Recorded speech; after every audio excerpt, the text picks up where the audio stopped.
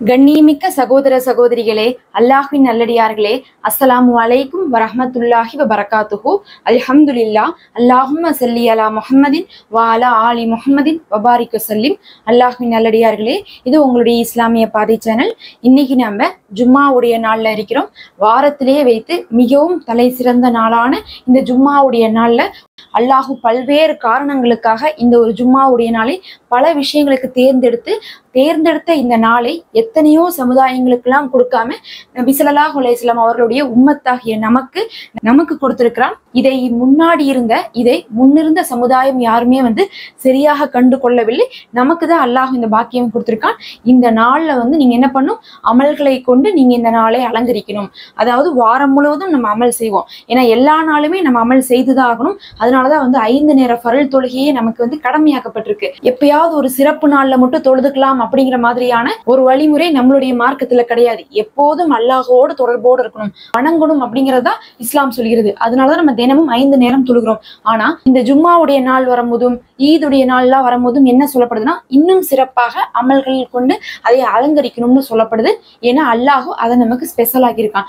வாரத்துல 7 நாள் இருந்து அந்த 7ஐயுமே ஒரே மாதிரி வச்சிருந்தா அது வேற. ஆனா அந்த 7 நாள்ல ஒரு நாளை அல்லாஹ் எடுத்து அதை நமக்கு சிறப்பிக்க சொல்லி கொடுத்திருக்கான்னா அந்த பாக்கியத்தை நம்ம தவறக்கூடாது. அப்ப அல்லாஹ் ஒரு விஷயத்தை நம்ம கண்ணியப்படுத்தணும்னு நினைக்கிறான். அப்படிப்பட்ட ஒரு கண்ணியமான விஷயம் தான் இந்த வெள்ளிக்கிழமை நாள். ஏன் நம்ம இவ்வளவு தூரம் சொல்றோம்னா, நிறைய பேர் வெள்ளிக்கிழமை சிறப்பிக்கிறதே இல்லை. ஏன்னா அது வாரம் வாரம் வருதா, அது கண்டுக்கவே மாட்டேங்கிறாங்க. அவங்களுக்கு வெள்ளிக்கிழமைன்னு எதை வச்சு தெரியுதுன்னா, அந்த அன்னைக்கு தலை குளிக்கிறது வச்சு, இல்லைன்னா நான்வெஜ் சமைக்கிறாங்க, அதை வச்சுதான் அவங்களுக்கு வெள்ளிக்கிழமைங்கிறது ஒரு ஸ்பெஷலா தெரியுதோ தவிர அது அமல் செய்யறதுக்காக ஸ்பெஷலான நாள் அப்படிங்கிறது நிறைய பேத்துக்கு தெரியறதுல. நாமளும் பல வெள்ளிக்கிழமை அப்படிதான் கடந்து வந்திருப்போம். இதே ஒரு ரமலான் மாதமா இருந்தா அப்படி நம்ம கடந்து விடுவோமா? கடந்து விட மாட்டோம். ஒரு அரஃபாவுடைய நாளை நம்ம கடந்து விடுவோமா? லைலத்துல் கத்ர் இரவை நம்ம கடந்து விடுவோமா? கடந்து விட மாட்டோம். ஆனா ஜும்மாவுடைய நாளை என்ன பண்றோம், அப்படிதான் சர்வசாதாரணமா கடந்து விடுறோம். அந்த நாள்ல பார்த்தா நமக்கு இங்க லீவு கூட இல்லை. இதே நம்ம சவுதியில பார்த்தா வெள்ளிக்கிழமைங்கிறது அவங்களுக்கு விடுமுறை நாட்களாக இருக்கும். ஏன்னா அமல்கள் செய்வதற்காக அவங்களுக்கு அது ஒரு நினைவுறுத்தலாக இருந்து அவங்க அமல் செய்து கொள்வாங்க. நாம வேலைக்கெல்லாம் போறோம், வீட்டுல வேலை இருக்குது, அதனால என்ன பண்றதுல அமல் செய்ய முடியாதுல. நாம என்ன பண்ணிக்கணும்னா, வெள்ளிக்கிழமை நாள் வரும்போது சிறப்பு அமல்கள்லாம் இருக்கு. அதுவும் அல்லாஹ்விற்கு மிகவும் விருப்பமான அமல் இருக்கு. இந்த நாள் அல்லாஹ்விற்கு நாட்களிலே மிகவும் விருப்பமான நாளாக இருக்குதுன்னா, அப்ப அமல்களிலே மிகவும் விருப்பமான அமல்களை எடுத்து அல்லாஹ்வுக்கு பிடிச்சதை நம்ம இந்த நாள்ல செஞ்சிட்டோம்னாவே இந்த நாளுடைய முழு சிறப்பையும் பெற்றுக்கொள்ளலாம். அதுலயும் நபி ஸல்லல்லாஹு அலைஹி வஸல்லம் அவர்கள் சஹீஹான அறிவிப்புல பல்வேறு அறிவிப்புகளை நமக்கு கற்றுக் கொடுத்த விஷயம் என்ன தெரியுங்களா? ஜும்மாவுடைய நாளை அடைந்து கொண்டவங்க ஒரு 4 விஷயத்தை செய்யுங்கன்னு சொல்லி நபி ஸல்லல்லாஹு அலைஹி வஸல்லம் அவர்கள் சொல்றாங்க. அதுல முதல் விஷயம் பார்க்கும்போது, சஹாபாக்கள்லாம் எப்படி ஜும்மாவுடைய நாளை கழிப்பாங்கன்னா, மறுமையுடைய நினைப்போடைய கழிப்பாங்களாமா. அதாவது இந்த நாள்லதான் மறுமை வரும், மறுமை நாள் அப்படிங்கிறது ஒண்ணு நம்ம எழுப்பப்படுவோம், அங்க நம்ம ஒன்று சேர்த்தப்படுவோம். இந்த உலகம் அப்படிங்கிறது தற்காலிகமான உலகம் தான், இந்த உலகம் அப்படிங்கிறது தற்காலிகமான உலகம் தான், நம்ம எப்ப இருந்தாலும் அல்லாஹ்விடத்துல தான் போக போறோம் அப்படிங்கக்கூடிய மறுமையோடைய கழிப்பாங்களாமா. ஏன் மறுமையோட கழிக்கணும் அப்படின்னு சொல்லிட்டு பார்த்தா, இப்ப வாரம் ஃபுல்லா என்ன பண்றோம், உலகத்துக்காக ஓடுறோம். அப்ப வாரத்துல ஒரு நாள் மறுமையை நினைக்கும் போது என்ன ஆகும், நம்மளுடைய ஈமானானது புதுப்பிக்கப்படும். உலகத்தவே நோக்கி போகும்போது அடுத்த படிக்கு நம்ம என்ன பண்ணலாம், அடுத்து நம்ம சம்பாதிக்கிறதுக்கு என்ன பண்ணலாம், நம்ம முன்னேறக்கு என்ன பண்ணலாம், இப்படியே தோண்டிட்டு இருக்கோம். இதே ஒரு நாள் ஃபுல்லா மறுமையுடைய நினைப்பு நமக்கு வந்துட்டா என்ன தோணும்னா, இது நிரந்தரம் இல்லாத உலகம், இதுக்காகவா நம்ம ஓடிட்டு இருக்கோம் அப்படிங்கக்கூடிய எண்ணம் அல்லாஹ்வின் பக்கம் ஓட ஆரம்பிச்சிருவோம். அதனாலதான் ஜும்மாவுடைய நாள் மறுமையுடைய நினைப்போடைய நீங்க கழித்துக் கொள்ளுங்க. இதுதான் முதல் விஷயம். இரண்டாவது விஷயம் என்ன தெரியுங்களா? நபி ஸல்லல்லாஹு அலைஹி வஸல்லம் அவர்கள் சொன்னாங்க, என் மீது அதிகமாக செலவாத்து சொல்லுங்க, அந்த செலவாத்து எங்கிட்ட கொண்டு காண்பிக்கப்படும்னு சொன்னாங்க. அதனால வெள்ளிக்கிழமை நம்ம ஏன் அடிக்கடி வெள்ளிக்கிழமை இது நினைவுபடுத்தி கொண்டே இருக்குன்னா, செலவாத்தை நீங்க அதிகமா ஓதுங்க. இது நபி அவர்கள் நம்மளிடத்துல கேட்ட ஒரு விஷயமா இருக்கு. ஆனாலும் கூட வெள்ளிக்கிழமை கூட செலவாத்தை ஓதாம தான் கழிக்கிறாங்க நாட்களே. அதிகமாக செலவாத்து ஓதுங்கன்னா என்ன அர்த்தம்? நபியின் பெயர் கேட்டால் மட்டும் செலவாத்து சொல்றது கிடையாது. நம்ம அதை திக்ரு போல ஓத வேண்டும். நீங்க எந்த செலவாத்து வேணா ஓதலாம். சின்ன செலவாத்தா எடுத்துட்டா அல்லாஹும்ம ஸல்லி அலா முஹம்மதின், நபியின் மீது அல்லாஹுடைய சாந்தி உண்டாகட்டும்னு அர்த்தம். அதை நீங்க ஓதுங்க. இல்ல பெரிய செலவாத்து, நபி அவர்கள் சொல்லிய செலவாத்துன்னு பார்த்தா தரூதே இப்ராஹிம், நம்ம தொழுகையில ஓதக்கூடிய, அத்தஹியாத்துல ஓதக்கூடிய அந்த செலவாத்தை எடுத்து ஓதுங்க. நீங்க எதை ஓதினாலும் அதற்குண்டான நன்மை கிடைக்கும், நபியின் முஹப்பத் கிடைக்கும். நபி ஸல்லல்லாஹு அலைஹி வஸல்லம் அவர்களுக்கு அது கொண்டு போய் காண்பிக்கப்படும். அவர்கள் உங்களுக்கு பதில் சலாம் சொல்லுவாங்க. இந்த ஜும்மாவுடைய நாள்ல அதை விட சிறப்பு நமக்கு வேற என்ன வேணும்? அப்படிப்பட்ட ஒரு அமல் அது. அதையும் நீங்க செய்யுங்க. இதுதான் இரண்டாவது விஷயம். மூன்றாவது விஷயம் என்ன தெரியுங்களா? அல்லாஹ் சுப்ஹானஹு வ தஆலா இந்த நாள்ல ஒரு குறிப்பிட்ட நேரம் வைத்திருக்கான். அந்த நேரத்துல ஒரு அடியான் கையேந்து எதை கேட்டாலும் அல்லாஹ் மறுப்பாமல் கொடுப்பான். ஆனா அந்த நேரம் எதுன்னு குறிப்பிடப்படல. அதுலயும் மிக முக்கியமாக ஜும்மாவுடைய ஃபஜ்ர்ல தொடங்கிருங்க. ஃபஜ்ர்ல ஆரம்பிச்சு ஜும்மா நாள் முழுவதுமே இரவு படுக்கிற வரையுமே நீங்க அதிகமாக என்ன பண்ணலாம், அல்லாஹ்விடத்துல துவா செய்யலாம். நீங்க தமிழ்ல துவா செய்யறது அப்படின்னு சொல்லி பாத்துட்டீங்கன்னா என்ன ஆயிரும்னா, நம்ம தொழுதுட்டு மட்டும் தான் துவா செய்யற மாதிரி இருக்கும். சும்மா நம்ம நடந்துட்டு இருக்கும் போதெல்லாம் துவா செய்வோம்னா துவா செய்ய மாட்டோம். அதுக்கு பதில் நீங்க ஏதாவது ஒரு குர்ஆன் துவாவை எடுத்து வச்சு அந்த துவாவை திரும்ப திரும்ப கொஞ்ச நேரத்துக்கு ஒரு தடவை நம்ம வந்து முணங்கிட்டே ஓதிட்டே இருந்தோம்னாவே அந்த துவா அங்கீகரிக்கப்படக்கூடிய நேரத்துல நம்மளுடைய துவாவானது அமைந்து விடும்.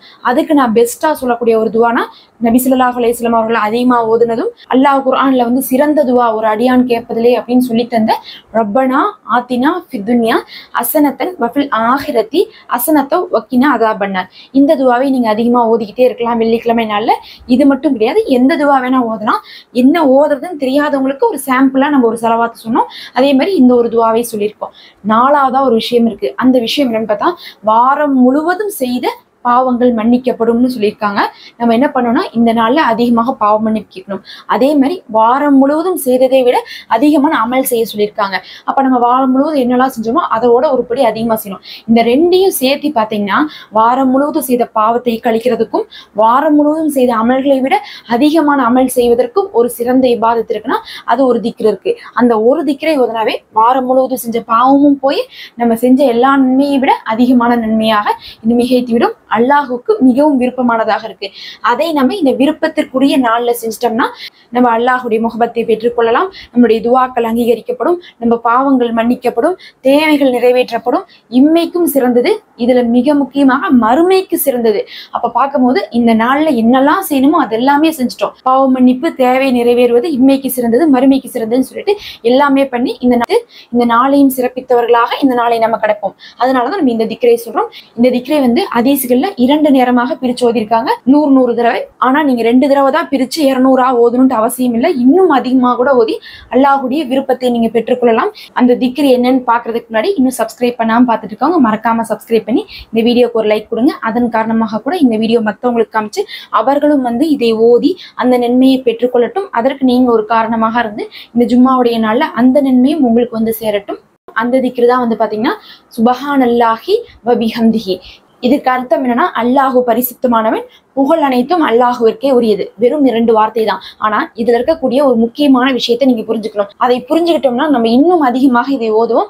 6 சிறப்புகள் நபி ஸல்லல்லாஹு அலைஹி வஸல்லம் அவர்கள் இந்த திக்ருக்கு சொல்றாங்க. முதல் சிறப்புனா தெரியுங்களா, நபி ஸல்லல்லாஹு அலைஹி வஸல்லம் அவர்கள் சஹாபாக்கள்கிட்ட சொல்றாங்க, அல்லாஹ்விற்கு மிகவும் பிடித்த வார்த்தை எதுன்னு தெரியுமான்னு கேக்குறாங்க. அப்ப சஹாபாக்கள் யா ரசூலுல்லாஹ் அல்லாஹ்விற்கு எது மிகவும் பிடிக்கும்னு கேக்குறாங்க. அப்ப நபி ஸல்லல்லாஹு அலைஹி வஸல்லம் அவர்கள் சுப்ஹானல்லாஹி வ பிஹம்திஹி தான் சொல்லியிருக்காங்க. அப்ப அல்லாஹ்விற்கு மிக மிக பிடித்த வார்த்தை இதுவாக இருக்கு. 2வது அறிவிப்பு, அதுவும் இதே மாதிரி ஒரு அறிவிப்பு தான். ஒரு சஹாபி வந்து கேக்குறாங்க, யா ரசூலுல்லாஹ் நம்ம தினமும் நிறைய வார்த்தைகள் பேசுறோமே, நிறைய விஷயங்கள் பேசுறோம், தீன் விஷயமா பேசுறோம், துன்யா விஷயமா பேசுறோம், அதுல அல்லாஹ் எதை நேசிக்கிறான் அப்படின்னு கேக்குறாங்க. அப்போதும் நபி ஸல்லல்லாஹு அலைஹி வஸல்லம் அவர்கள் இந்த வார்த்தையை சொல்லிதான் இதைதான் அல்லாஹ் நேசிக்கிறான்னு சொல்லி சுப்ஹானல்லாஹி வ பிஹம்திஹி சொல்லியிருக்காங்க. அடுத்தது 3வது ஒரு சிறப்பு பாத்தீங்கன்னு வச்சுக்கோங்க, மலக்குமார்கள். நாம நினைச்சிட்டு இருக்கோம் நாம மட்டும்தான் வந்து திக்ர் செய்யறோம். அப்படி கிடையாது. மலக்குமார்களும் திக்ர் செய்யறாங்க, உயிரினங்களும் திக்ர் செய்யறாங்க. மரம், செடி, கொடி, விலங்குகள் எல்லாமே வந்து திக்ர் செய்யுது. அத்தனையுமே செய்யக்கூடிய திக்ர் எதுன்னு கேட்டீங்கன்னா இந்த சுப்ஹானல்லாஹி வ பிஹம்திஹி. நம்ம ஓதக்கூடிய மத்த திக்ர் எல்லாம் அவங்க ஓதுறது கிடையாது. இந்த திக்ரதா எல்லா உயிரினங்களுக்காகவும் அல்லாஹ் தேர்ந்தெடுத்து கொண்டான். அப்படின்னா எவ்வளவு அல்லாஹ்விற்கு இது பிடிக்கும் நீங்க யோசிச்சுக்கோங்க. அவ்வளவு சிறப்பானது. 4வது ஒரு சிறப்பு என்னன்னு பார்த்தா, மறுமை நாள்ல மீஜான் தராசுல நன்மையும் தீமையும் வந்து கணக்கிடப்படும் போது இந்த திக்ரு போதும் இதுதான் அவ்வளவு கனமாக இருக்குமாமா நன்மையில. அப்ப மறுமைக்கு நம்ம முற்படுத்த வேண்டிய, மறுமையை நினைக்க வேண்டிய இந்த நாள்ல இதை ஓதி மறுமைக்கு நம்ம நன்மையை முற்படுத்தி வச்சிடணும். எப்படி ஒரு சிறப்பை நம்ம அடைந்து கொண்டோம் பாருங்க. அடுத்தது வந்து பாத்தீங்கன்னா, இந்த உலகத்துக்கு வரக்கூடிய யாருமே தங்களுக்கான உணவை எடுத்துட்டு வரவே இல்லை. நாம எடுத்துட்டு வந்தோமா? எடுத்துட்டு வரல. பறவைகள், விலங்குகள் எதுவுமே எடுத்துட்டு வரல. ஆனா எப்படி நமக்கு தினமும் உணவு கிடைச்சிட்டு இருக்கு? அல்லாஹுடைய நாட்டம் இருக்கிறனால தான். நம்ம சம்பாதிக்கிறோம்லாம் நம்ம சொல்லக்கூடாது. அல்லாஹுடைய நாட்டம் இருக்கிறனால தான் சம்பாதனை நமக்கு கிடைக்குது. அப்ப விலங்குகள்லாம் இங்க வேலைக்கா போறாங்க? அவங்களாம் சம்பாதிக்கிறாங்களா? இல்ல, அல்லாஹ் ஏற்படுத்தி கொடுக்குறான். அப்ப அல்லாஹ் எதை கொண்டு நமக்கு ரிஜக்கை ஏற்படுத்தி கொடுக்குறான்னு பார்த்தா இந்த திக்ரை நம்ம ஓதுவதை கொண்டுதான் அப்படின்னு சொல்லிட்டு நமக்கு நபி ஸல்லல்லாஹு அலைஹி வஸல்லம் அவர்கள் சொன்னதாக நமக்கு அறிவிப்புகள்ல வந்திருக்கு. அப்படின்னா எவ்வளவு சிறப்பு பாருங்க. உணவை கொடுக்கக்கூடிய திக்ராக இருக்கு, ரிஜக்கை அளிக்கக்கூடியதா இருக்கு, மீஜான் தராசுல கனமானதா இருக்கு, நன்மையில சிறந்ததாக இருக்கு, அல்லாஹ்விற்கு விருப்பமானதாக இருக்கு.